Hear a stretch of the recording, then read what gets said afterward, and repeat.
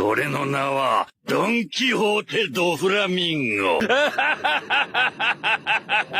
Good day everyone, for today's video we're gonna make a deck profile for Blue Dopey. This deck list managed to secure a Yamato from flagship. Let's start off with our utility cards. We have a playset of Perona, a playset of Sengoku, and a playset of Dopey Blocker.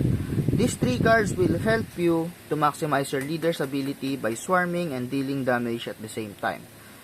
Then followed by our main bruisers, we have 4 sets, a playset of Jinbe, a playset of Boa, a playset of Weevil, a playset of Law, and 3 copies of Moria.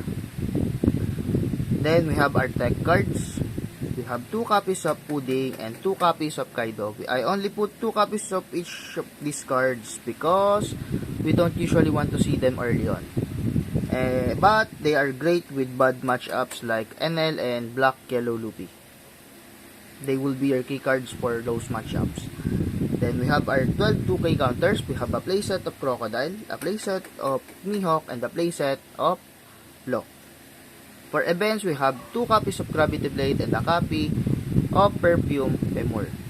Most of Dopey players prefer first turn, but in my case, I do prefer second turn instead of first. Because in this build, my only option for first turn curve is Perona. If I didn't manage to get Perona, I'm gonna have a hard time because I need to cast blindly my leader's ability. But if I'm second turn, I can use my Sengoku first to search for 7 Warlords. Then arrange my Perona with my second Dawn. And in my second turn curve, if I didn't manage to get Perona, I can still play any of the 4 cost 7 Warlords. So I gonna always have a play. At my 6 Dawns, I can play Jinbe plus Boa, or then Leader's Ability, or just Boa plus Leader's Ability, and I still have the option to play Dopey, Blocker, then Leader's Ability. I have a lot of options, and the curve is also perfect for Kaido 10. That's why I usually choose second turn instead of first. I think that's all for now, and have a great day.